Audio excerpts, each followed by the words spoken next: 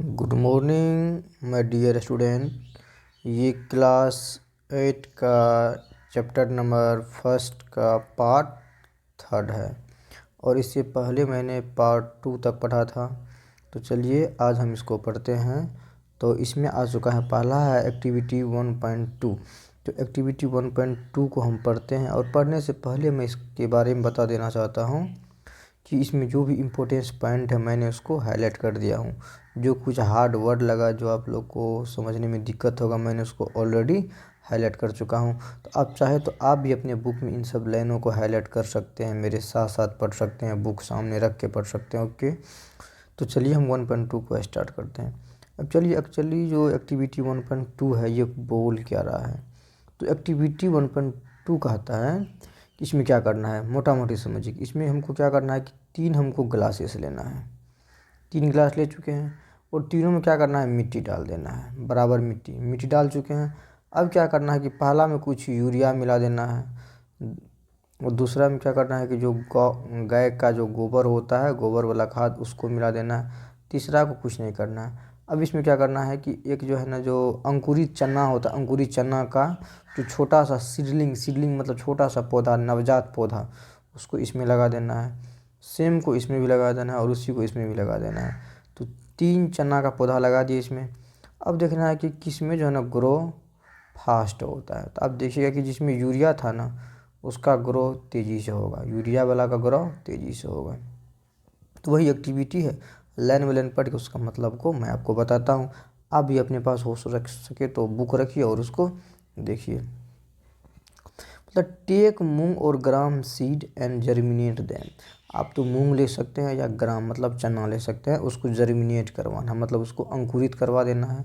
और select 3 equal size seedling, और 3 equal size का सीडलिंग ले लेना है। सीडलिंग का मतलब वही नवजात पौधा, उसे जो छोटा सा निकला है ना पौधा, उसी को सीडलिंग कहा गया है। ओके, टेक 3 एम्प्टी ग्लासेस और similar vessels.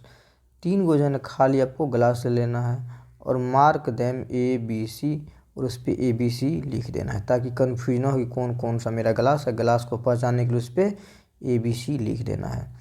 Take glass add little amount of soil mix with a little cow dung manure. तो ग्लास ए में क्या करना है कि सॉइल लेना है, मिट्टी लेना है और उसमें क्या मिलाना है, तो मिक्स विथ ए कॉ डंग मैन्योर, तो गाय का जो गोबर वाला खाद है उसको इसमें मिला देना है। In glass B put the same amount of soil mix with a little area. तो ग्लास बी में जो सॉइल है ना, उसमें क्या करना है कि कुछ मात्रा में यूरिया मिला देना है। Take the same amount of soil in glass C without adding anything. तो ग्लास सी जो मेरा था ना, उसमें कुछ नहीं मिलाना है, उसमें सिर्फ मिट्टी ही रहेगा, सिर्फ उसमें सॉइल ही रहेगा। न अब pour the same amount of water in each glass. अब प्रत्येक गिलास में वाटर को पोर कर देना, मतलब डाल देना है। पानी को पोर मतलब डाल देना, उछाल देना है ना, पानी डालना है। And the plant the seedling, plant मतलब यहाँ पे पौधा नहीं होता, प्लांट मतलब लगाना होता है। तो प्लांट द सीडलिंग, वो जो सीडलिंग था मतलब अंकुरित जो चना था, उसको प्लांट कर देना है, उसको लगा देना है। इन दैम, उसमें तो किस में, तो 3 गो जो गिलास लिए थे ABC, उसमें लगा देना है। Keep them in a safe place and water them daily. उसको एक अच्छी जगह पे रख देना है जो मेरा टूटे फूटे नहीं, और उसको वाटर डेली उसको सिंचाई करना है। और after 7 to 10 days observe their growth, और 10 से लेके 7 दिन तक उसको क्या करना है, लगातार पानी देना है और फिर उसका ग्रोथ को देखना है। ये देखो प्रिपरेशन ऑफ एक्सपेरिमेंट किया है। ये ग्लास ABC ग्लास है, बी वाला देखिए थोड़ा बड़ा है ना, इसमें मेरा यूरिया मिलाया गया है। ए वाला में गाय का गोबर है और सी वाला में कुछ नहीं है। तो बी का देखिए मेरा पौधा थोड़ा बड़ा बड़ा दिखाई देता है, ए का उससे छोटा है और सी का सबसे छोटा है, क्योंकि सी में किसी प्रकार का हम बाहरी चीज़ को नहीं मिलाए हैं। तो यहाँ देखिए growing seedling with A manure and the fertiliser. तो सीडलिंग का जो यहाँ पे ग्रो हो रहा है किसके साथ, मैन्योर और फर्टिलाइज़र के साथ उसको ग्रो करवा रहे हैं। तो नीचे का लाइन पढ़ते हैं कि इसमें लिखा हुआ है कि did plant in all the glasses grow at the same pace. क्या जो सभी ग्लास में जो प्लांट मेरा था, क्या सभी सेम पेस थे। पेस मतलब क्या होता है, गति होता है। पेस मतलब गति, इसी को अंग्रेजी में क्या बोलते हैं, मोशन भी कहा जाता है। परंतु यहाँ पे जो प्लांट का जो मोशन है तो प्लांट के मोशन का एक स्पेशल नाम दिया गया जिसको बोलते हैं पेस। पेस मतलब मोशन होता है, गति होता है। तो बोलता है did plant in all the glasses grow at the same pace, क्या सभी गिलास में जो मेरा प्लांट रखा हुआ था सबका जो ग्रोथ हुआ क्या सेम पेस से हुआ, सेम रफ्तार से हुआ? तो नहीं हुआ होगा। यूरिया वाला का ज़्यादा हुआ होगा, कोक डंग वाला का उससे कम हुआ होगा, जिसमें मेरा सिर्फ सोयल था उसका उससे भी कम हुआ होगा। व्हिच ग्लास शो, उसके बाद आ जाइए इधर, हाँ जूम कर देता हूँ कि which glass show better growth of the plant, कौन सा ग्लास में प्लांट का ग्रोथ बेटर हुआ? In which glass was a growth fastest, और किस में मेरा फास्ट ग्रोथ हुआ है ना। तो अब देखिए फास्ट ग्रो यूरिया वाला में होगा, फास्ट ग्रो वाला हुआ। अब देखिए फर्टिलाइज़र के बारे में पढ़ रहे हैं कि इससे पहले वाला टॉपिक में जो पढ़े थे ना वो पढ़े थे मैन्योर के बारे में, मैन्योर के बारे में पढ़े थे, और अब पढ़ेंगे हम फर्टिलाइज़र के बारे में। तो फर्टिलाइज़र आर केमिकल्स, फर्टिलाइज़र क्या होते हैं? केमिकल्स होते हैं, और which are rich in the particular nutrients, जिसमें कुछ पार्टिकुलर न्यूट्रिएंट्स के में वो रिच होते हैं। How are they different from the manure. अब बोलता है कि जो मेरे पास ये फर्टिलाइज़र है तो फर्टिलाइज़र मेरा मैन्योर से किस प्रकार डिफरेंसेस है। तो चलिए कि fertilizers are produce in the factory, fertilizer को हम किस में तैयार करते हैं? तो फैक्ट्री में तैयार करते हैं, जबकि मैन्योर को हम खेत में तैयार करते हैं। Some examples of fertilizer are, fertilizer कुछ एग्जाम्पल है, और बहुत सारे फर्टिलाइज़र को आप देखते होंगे भी गाँव में। कुछ फर्टिलाइज़र का देखिए एग्जांपल में कौन? यूरिया। तो यूरिया को जनरली सभी लोग देखे होंगे, कहाँ? तो गेहूं में, धान में ये सब दिया जाता है। वाइट वाला जो होता है चीनी जैसे देखने में लगता है। एगो अमोनियम सल्फेट हो गया, सुपर फॉस्फेट, ये सब जो है ना केमिकल्स का नाम है, जो फर्टिलाइज़र का नाम है। पोटास को भी जरूर देखे होंगे आप लोग। NPK, गेहूँ जो बोते वक्त जो मिलाया जाता है यही होता है NPK। नाइट्रोजन, फास्फोरस, पोटेशियम, इसका फुल फॉर्म नाम हुआ NPK, नाइट्रोजन, फास्फोरस और पोटेशियम। ये सब किसका एग्जाम्पल था? ये फर्टिलाइजर का एग्जाम्पल्स था। The use of fertilizer has help farmer to get better yield of crops, मतलब क्या जो फार्मर को ये हेल्प करता है किसमें? तो क्रॉप्स के बेटर यील्ड के लिए, मतलब अच्छे से यील्ड के लिए, सही उपजाऊ के लिए कौन हेल्प करता है? तो फर्टिलाइजर हेल्प करता है। सच एज व्हीट, मतलब गेहूँ, धान, माइज है ना। But excessive use of fertilizer has, अब आगे देखिए इसका मिट चुका है, चलिए। बट लेकिन excessive use of fertilizer has made the soil less fertile, यदि हम इसका ज़्यादा यूज़ करेंगे ना किसका? फर्टिलाइजर का, तो मेरा सोयल लेस फर्टाइल हो जाएगा, इसकी सोयल का उर्वरा शक्ति खत्म हो जाएगा। Fertilizers have also become a source of water pollution, जो फर्टिलाइज़र होते हैं ना वो वाटर पोल्यूशन का भी एक बहुत बड़ा सोर्स होता है। आप देखे होंगे कि कभी कभार क्या होता है कि बहुत ज़्यादा बारिश होता है ना, तो खेत का पानी बह बह के किस में चला जाता है? पोखर में चला जाता है, झील में चला जाता है, तालाब में चला जाता है, और उस पानी के साथ साथ मेरा फर्टिलाइज़र जो खेत में यूज़ किए थे वो भी चला जाता है। इससे क्या होता है? मछली सब मर जाता है, जो उसमें और भी एक्वाटिक एनिमल है वो भी मर जाता है। तो इससे मेरा क्या होता है? तो वाटर पोल्यूशन होता है। देयरफॉर, इसीलिए in order to maintain the fertility of the soil, soil के फर्टिलिटी को बनाए रखने के लिए we have to substitute fertilizer with organic manure, हमको क्या करना चाहिए कि फर्टिलाइज़र को सब्सटीट्यूट करना चाहिए, हटा देना चाहिए। तो उसके बदले में किसका यूज़ करना चाहिए? तो ऑर्गेनिक मैन्योर का यूज़ करना चाहिए। या leave the field uncultivated in between two crops, या दो क्रॉप्स के बीच में क्या करना चाहिए? कुछ जो फील्ड है खेत को अनकल्टिवेटेड छोड़ देना चाहिए, मतलब पड़ती छोड़ देना चाहिए। एक फसल की है ना, अब एक फसल के बाद जो हम दूसरा फसल करेंगे तो इस बीच में क्या करना, 2-3 महीना इसको पड़ती छोड़ देंगे। इससे क्या होगा कि फिर से उसका फर्टिलिटी कैपेसिटी उसमें आ जाएगा, है ना। तो एक वर्ड है फैलो, फैलो का मतलब ये होता है पड़ती छोड़ देना, उसमें कुछ नहीं उपजाना, छोड़ देंगे कुछ दिन के लिए।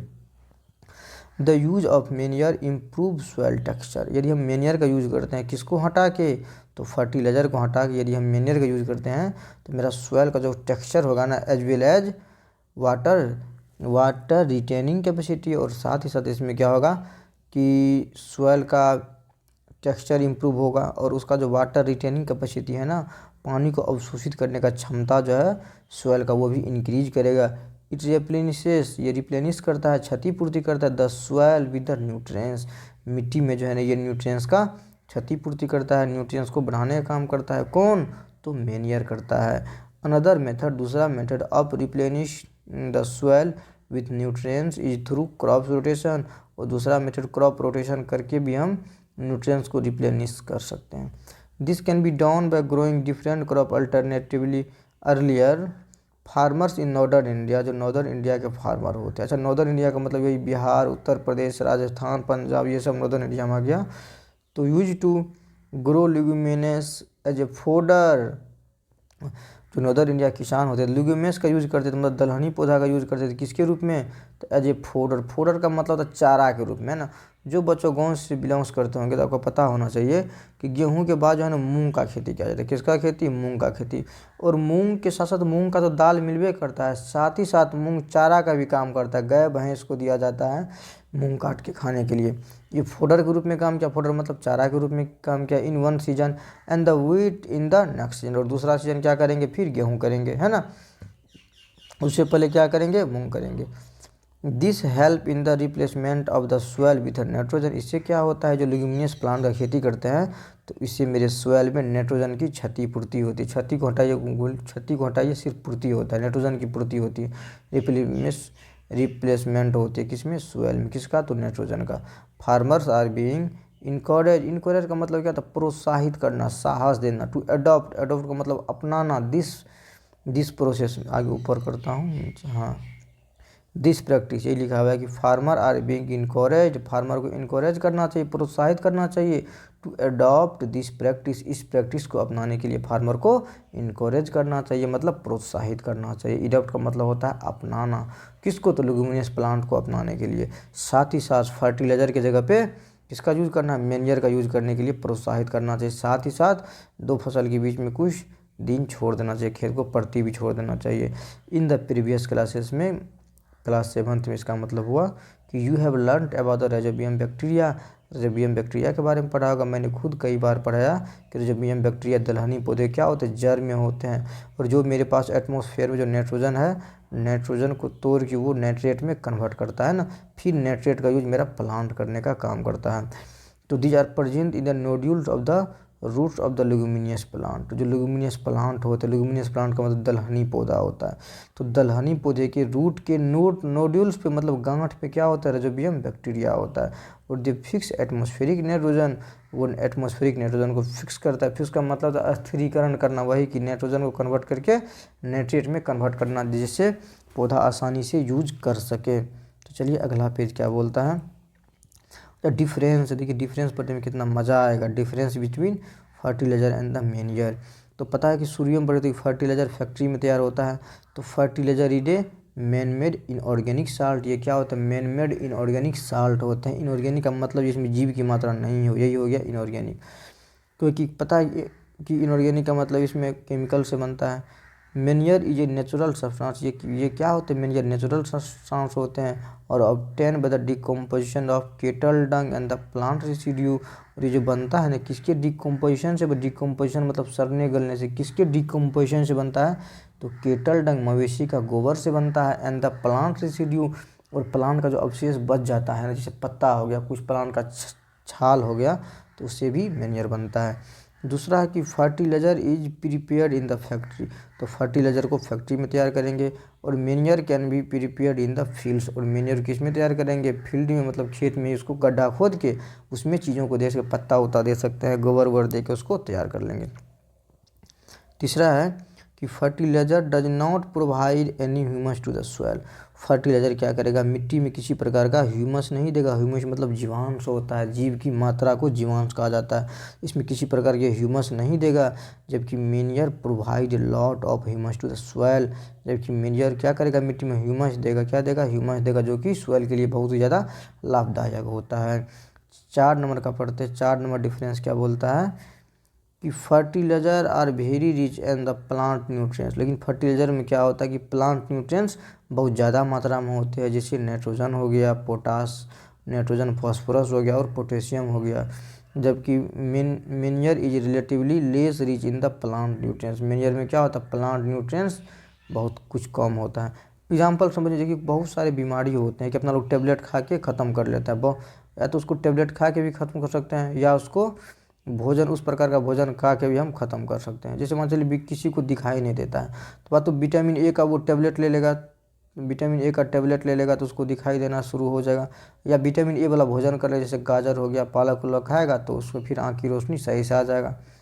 तो यही कहने, जो टेबलेट होता है ना, टेबलेट बहुत तुरंत काम करना स्टार्ट कर देता है, परंतु शरीर के लिए हानिकारक होता है। लेकिन यहाँ जब हम विटामिन ए वाला जो भोजन करेंगे ना, तो तुरंत ठीक नहीं होंगे, लेकिन ये शरीर के लिए लाभदायक होगा, इससे हमको हानि नहीं होगा। तो इसी प्रकार समझिए कि फर्टिलाइज़र और मैन्योर का यही हिस्सा है। तो फर्टिलाइज़र एडमिस, ये टेबलेट हो गया, विटामिन ए का टेबलेट हो, मान लीजिए फर्टिलाइज़र। ये जो भोजन लेते हैं, गाजर उजर लेते हैं, जो मेरे पास पालक सब लेते हैं विटामिन ए के लिए, वो मेरा हो गया मैन्योर। तो इसी प्रकार समझिए कि ये मेरा मैनमेड हो गया, ये मेरा नेचुरल होगा। तो नेचुरल चीज़ें होता है लाभदायक, लेकिन लेट से काम करता है। जो आर्टिफिशियल तुरंत काम करता है, लेकिन होता है ये हानिकारक। बस यही दोनों में अंतर है। चलिए, टेबल 1.1 क्या बोलता है कि table 1.1 gives the differences between the fertiliser and the manure. ये दोनों का डिफरेंस बता दिया टेबल में। अब ये क्या है, एडवांटेज ऑफ मैन्योर। मैन्योर का क्या सब एडवांटेज हो सकता है। तो the organic manure is considered better than the fertiliser. जो ऑर्गेनिक मैन्योर होते हैं उसको बेटर माना जाता है, अच्छा कंसीडर किया जाता है, माना जाता है दैन द फर्टिलाइजर, फर्टिलाइजर की तुलना में। दीज आर बिकॉज, ऐसा इसीलिए माना जाता है कि पहला है कि etch enhances the water holding capacity of the soil. ये मिट्टी का क्या होता है कि वाटर होल्डिंग कैपेसिटी, पानी को पकड़ रखने की क्षमता, पानी को अवशोषित करने की क्षमता को इन्हेंस कर देता है, बढ़ा देता है। दूसरा पॉइंट है कि it make the soil porous. इस सॉइल को पोरस, पोरस मतलब क्या, छिद्रित, मतलब भुरभुरीदार। अब सुनते हो क्या, जहाँ पे गोघर में केचवा होता है वहाँ का मिट्टी छिद्रित हो जाता है, वहाँ पे क्या होता है, भुरभुरी सा हो जाता है ना। पोरस का भी मतलब वही होता है। जब हम इसका यूज करेंगे, किसका, जब हम यूज करेंगे मैन्योर का, तो it make the soil porous. ये सॉइल को पोरस कर देगा, छिद्रित कर देगा, भुरभुरीदार बना देगा। Due to which exchange of gases becomes easily, और जिसकी वजह से क्या होगा, उससे गैस आसानी से आ जा सकेगा। अगला है कि it increase the number of friendly microwaves. जो फ्रेंडली माइक्रोवेव्स है, जो ज़मीन के, जो सॉइल में लाभदायक होते हैं सॉइल के लिए, उसको ये बढ़ाने का काम करे कौन, तो मैन्योर करेगा। चलिए, तो अगला पॉइंट आ चुका है कि इरिगेशन के बारे में पढ़ना है। क्या पढ़ना है, इरिगेशन। इरिगेशन का मतलब क्या होता है, सिंचाई होता है। इरिगेशन का मतलब होता है सिंचाई होता है। और उसके गांव की भाषा में क्या बोलता है, आदमी बोलता है पटाना बोलते हैं, नहीं बोलते गेहूँ पटाने जाते हैं, मकई पटाने जाते हैं, तो यही हुआ इरिगेशन। देखिए कि all living being need water. जो भी लिविंग थिंग्स होते हैं उसको वाटर चाहिए टू लिव, जिंदा रहने के लिए। Water is important for, sir को बड़ा कर देते हैं तब ज़्यादा मज़ा आएगा। चलिए, तो water is absorb by the plant root.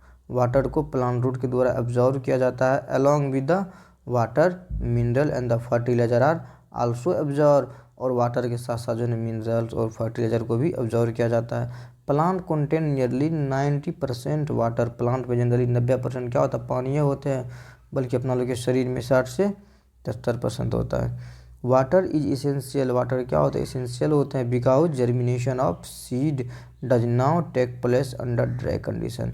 Water इसीलिए इसेंशियल होता है, जो सीड का जो जर्मिनेशन होता है ना, जर्मिनेशन का मतलब होता है सीड से क्या होता है, सीडलिंग निकलना, मतलब सीड से जो अंकुरित होना होता है वो पानी के ड्राई कंडीशन में नहीं हो सकता। मतलब यदि पानी नहीं रहेगा तो उसका जर्मिनेशन नहीं होगा, है ना। Nutrients dissolve in water are transport to the each part of the plant. जो न्यूट्रिएंट्स होते हैं ना, वो वाटर में ही मिले होते, जो प्लांट के अलग अलग पार्ट पे पहुंचने का काम करता है। यही लिखा हुआ है कि nutrient dissolve in water. Water में जो न्यूट्रिएंट डिजॉल्व होते हैं ना, are transported to the each part of the plant. Plant के प्रत्येक पार्ट में पहुंचता है। उसके बाद वाटर आल्सो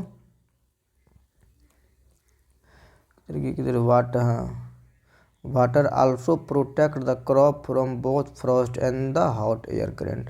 जो प्लांट है ना, वो दोनों चीज़ें रक्षा करता है प्लांट को। वाटर फ्रॉस्ट से, फ्रॉस्ट का मतलब क्या होता है, जो पाला होता है ना, कुहासा, उससे प्रोटेक्ट करता है। साथ ही साथ हॉट एयर करंट, मतलब वही था, तीव्र जो स्पीड में जो गर्म हवा बहती है ना गर्मी के मौसम में, उससे भी बचाव करता है।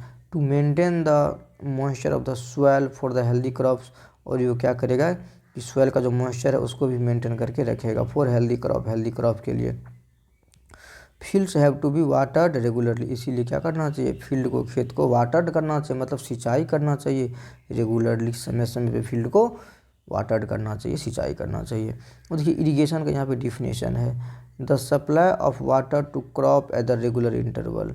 The supply of water, water का जो सप्लाई होता है टू क्रॉप्स, क्रॉप्स को सप्लाई का वाटर एट रेगुलर इंटरवल, मतलब समय समय पे एक निश्चित अंतराल पे करना क्या कहलाता है, इरिगेशन कहलाता है ना। ये इरिगेशन का डिफिनेशन को लिख के याद कर लीजिएगा।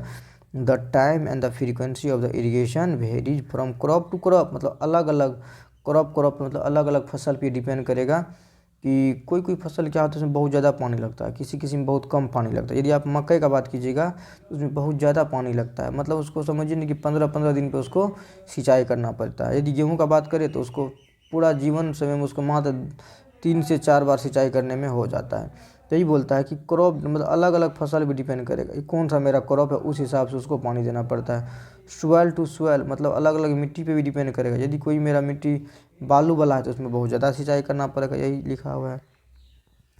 सीजन पे भी डिपेंड करेगा। देखिए इन समर गर्मी के मौसम में क्या होगा, the frequency of watering is higher, जो वाटरिंग का जो फ्रीक्वेंसी होगा, अंतराल होगा कि हायर हो जाएगा, बढ़ जाएगा, क्योंकि तुरंत तुरंत उसको सिंचाई करना पड़ेगा। हुए इज इट सो, ऐसा क्यों होता है, ऐसा इसीलिए होता है कि गर्मी के मौसम में रेट ऑफ इवेपोरेशन बढ़ जाता है। तो could it be due to the increase rate of evaporation, और ऐसा इसीलिए गर्मी के मौसम में हमको जल्दी जल्दी पटाना पड़ेगा, वाटरिंग करना पड़ेगा, क्योंकि इवेपोरेशन का रेट क्या हो जाएगा, इंक्रीज हो जाएगा, बढ़ जाएगा, इसीलिए हमको जल्दी जल्दी खेतों को सिंचाई करना पड़ेगा।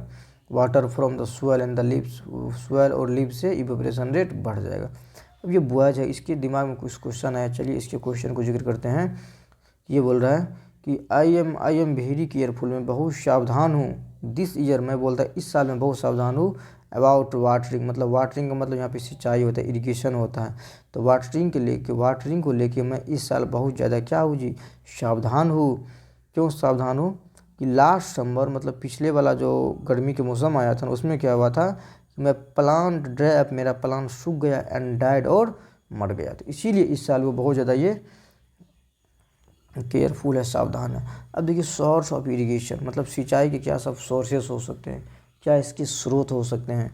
तो the source of water for irrigation are, क्या सब सोर्स है, तो वेल से मतलब कुआं है। ट्यूबवेल का मतलब ये होता है नाला टाइप का, समझेगा, नाला से पानी जो है ना गाँव में पटाते हैं ना, यही हो गया ट्यूबवेल हो गया। पॉन्ड मतलब पोखर हो गया। लेक मतलब झील हो गया। रिवर मतलब नदी हो गया। डैम मतलब बांध हो गया। कैनाल मतलब नहर हो गया। तो ये सब किसके सोर्सेस है, तो ये सही मेरा इरिगेशन के सोर्सेस है। तो चलिए आगे वाला चैप्टर पेज 7 पेज नंबर है ना, पेज नंबर 8 पढ़ते हैं। 8 में क्या लिखा हुआ है, चलिए तो पेज नंबर 8 में अपना लोग आ चुके हैं। तो पहला इसमें टॉपिक है कि traditional method of irrigation. Irrigation का क्या ट्रेडिशनल मेथड है, मतलब पहले ज़माने में जो सिंचाई होता था क्या है। तो इसमें जनरली देखिए आपको 4 को दिया गया। पहले मैं फ़ोटो को देखता हूँ और जिक्र करवाता हूँ आपको। देखिए पहला है MOAT मोट मेथड। इसमें देखिए क्या होता है कि रिंग लगा हुआ है, यहाँ पे घिरनी जैसे लगा हुआ है ना, और इस पर रस्सी दे के और फिर इससे आसानी से इसको डालने में निकालने में आसानी होता है। ये मेथड हो गया। दूसरा है चेन पुल मेथड। ये देखिए ना चेन पुल मेथड, इसमें चेन जैसे लगा हुआ है और फिर इससे पानी निकलता है। तीसरा है डैकली मेथड। ये तो जनरली गाँव घर में अपना लोग गाँव में जो अभी वाला जो कुआं है उसमें भी बहुत सारे में होगा कि इसके पीछे में क्या किया जाता है, बोरा में वो पत्थर उथर या ईंट उट बांध के लटका दिया जाता है, जिससे पानी को ऊपर खींचने में आसान मिलता है। एक रहट, ये रहट ये वाला सिस्टम जो है अब ख़त्म हो चुका है। ये सब सिस्टम अब ख़त्म हो चुका है, जितना भी देखे ना। ये एगो दो यूट्यूब पे इस तरह का आपको वीडियो मिल जाएगा, देख लीजिएगा। बैल घूमेगा ना तो इसे 5-10 गो बाल्टी बांध दिया जाता है, फिर ये पानी निकालने का काम करेगा। चलिए तो चारों मेथड थोड़ा देख लेते हैं, थोड़ा जूम कर देते हैं, पढ़ने में आसान रहेगा। चलिए तो traditional method of irrigation, the water available in the wells lake and the canals is lifted up, मतलब इसको निकाला जाता है किसके द्वारा, बाय डिफरेंट मेथड, अलग अलग तरीक़ा से इसको लिफ्ट किया जाता है। In the different region for taking it to the fields, खेत में डालने के लिए इसको अलग अलग तरीक़ा से निकाला जाता है। अब देखिए केटल और human labour is use in this method. इस मेथड में केटल या तो मवेशी का यूज़ कर सकते हैं या ह्यूमन लेबर का यूज़ कर सकते हैं पानी को निकालने में। इसमें देखिए ह्यूमन यूज कर रहा है। अंतिम राजा को इसमें देख सकते हैं अपना रहट वाला में, तो इसमें बैल का यूज, केटल का यूज़ कर सकते हैं। यही बोला है कि पानी को निकालने के लिए अब क्या कर सकते हैं, तो अलग अलग चीज़ें का यूज़ कर सकते हैं। कि आज केटल का भी यूज़ कर सकते हैं, मतलब जानवर मवेशी का यूज़ कर सकते हैं, या ह्यूमन का भी यूज़ कर सकते हैं। So this method are cheaper, ये मेथड क्या था, बहुत ज़्यादा सस्ता था। बट लेस इफिशियंस, इसमें कम निकलता था पानी, लेट इफिशियंस था। The various traditional way are, कुछ ये दिया हुआ है, कि पहला है मोट, उसके बाद मोट है, उसके बाद चेन पंप है, उसके बाद डकली DEKLE डकली हो गया, अंदर रहट बैल वाला ये रहट हो गया। चारों का मैंने डिस्कशन किया। अब आगे चलिए कि एक पंप होता है अपना लोग जनरली अभी जो वर्तमान में यूज़ कर, आज अभी तो इसे मोटर आ चुका है, अभी तो मोटर का यूज़ कर सकते हैं, लेकिन पहले ये पंप था। मतलब वो डीजल वाला इंजन दे के स्टार्ट करते थे ना, डीजल देते थे या मटिया का तेल भी, मिट्टी का तेल भी देते थे, तो वही हुआ पंप्स। तो pumps are commonly use for lifting water को लिफ्ट करने के लिए पंप्स का यूज़ करते थे। कि डीजल हो गया, biogas, electricity and the solar energy is use to run these pumps. उस पंप को निकालने के, पंप्स को चलाने के लिए इस सब का यूज़ करते, डीजल मशीन का, बायोगैस का, इलेक्ट्रिसिटी का, सोलर एनर्जी का भी यूज़ करते हैं।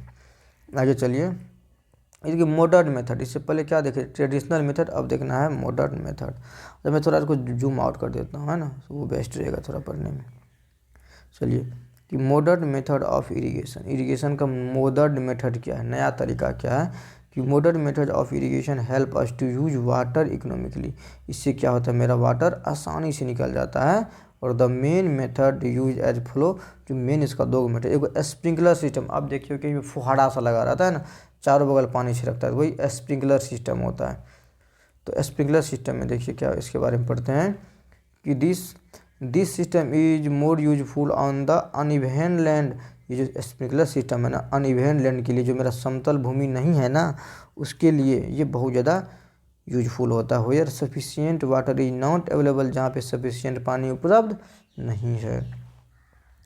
The perpendicular pipes having rotating nozzle, जो परपेंडिकुलर पाइप होती है मतलब खड़ा पाइप होती है, उसके टॉप पे, ऑन द टॉप, उसके टॉप पे क्या होता है, रोटेटिंग नोजल होता है। मैं आपको यहाँ दिखा देना चाहता हूँ, ये देखिए, ये देखिए ये पाइप खड़ा है, ये पाइप खड़ा है, तो इस खड़ा वाला पाइप के ऊपर देखिए रोटेटिंग ये नोजल, ये क्या करता है, घूमता है और इससे पानी निकलता है।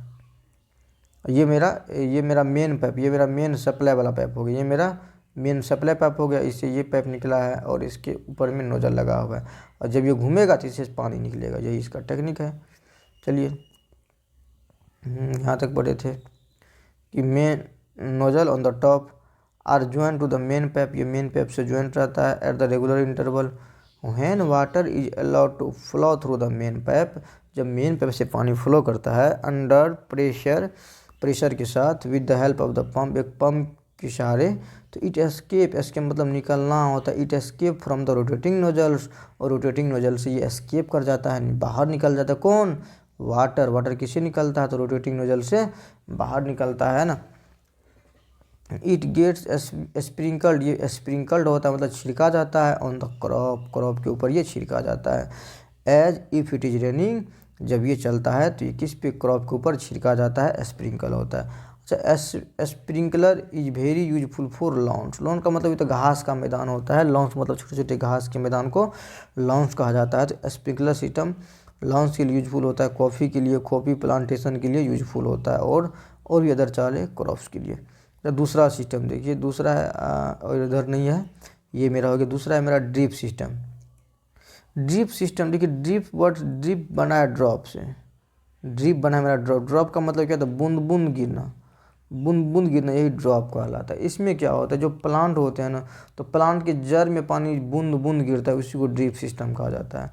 चलिए इसके बारे में पढ़ते हैं कि इन दिस सिस्टम, इस सिस्टम में क्या होता है कि the water falls drop by drop directly near the root के नज़दीक पानी ड्रॉप बाय ड्रॉप गिरता है, मतलब बूंद बूंद करके गिरते रहता है। So it is called drip system, इसीलिए इसको ड्रिप सिस्टम कहा जाता है। और it is the best technique for watering, या वाटरिंग करने का मतलब सिंचाई करने का, पटाने का सबसे बेस्ट टेक्निक है।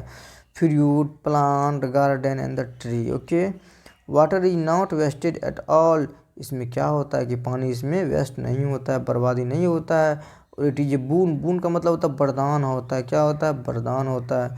तो it is a boon in the region, ये उस रीजन के लिए बून से मतलब वरदान है।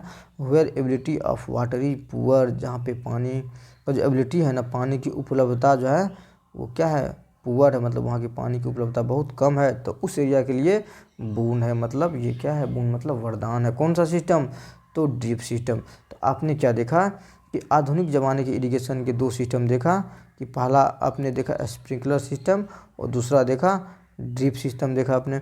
उसके बाद अब जो पुराने ज़माने का टेक्निक था ना, तो इसमें भी आपने 4 को देखा था। तो पहला इसमें देखा मोट देखा था, पहला उसमें मोड देखा, चेन पंप वाला सिस्टम देखा, और तीसरा देखा था डकनी देखा, और चौथा रहर देखा था। और इससे प्रीवियस में आपने क्या देखा कि मेनियर के बारे में पढ़ा। क्या मेनियर के बारे में पढ़ा, इसका क्या एडवांटेज होता है, और साथ ही साथ आपने देखा कि जो फर्टिलाइज़र होते हैं और मेनियर होते हैं इसमें क्या क्या डिफरेंस है। इसको आप चाहे तो नोट्स भी चीज़ों को कर सकते हैं जो सब बोले हैं। उसके बाद यहाँ पे देखे थे आपकी फर्टिलाइज़र के बारे में भी डिटेल पढ़े थे फर्टिलाइज़र के बारे में। तो आप भी क्या कीजिए, अपने बुक में जो जो इम्पोर्टेंस लाइन है ना उसको आप चिन्हित कर टिक मारते जाइए, आपको बहुत ज़्यादा हेल्प मिलेगा। आप अपने बुक को लाइन बाय लाइन पढ़िए। अब जो पढ़ने के बाद फिर कन्फ्यूजन होता है तो फिर देखिए, नहीं तो आप जब पढ़ रहे हैं ना तो आप अपनी भी बुक से पढ़ते जाइए, मिलाते जाइए, आपको बहुत ज़्यादा इससे फ़ायदा मिलेगा, है ना। यदि आपको कुछ भी यहाँ पे कन्फ्यूजन रहा, दिक्कत रहा, तो आप कमेंट में जाके लिखिए, मैं इसको क्लियर कर दूँगा, और अगले वीडियो में हो सकेगा तो मैं उसको जिक्र कर दूँगा। तो मिलते हैं पार्ट 4 में। Thank you for watching. चलिए, जय हिंद।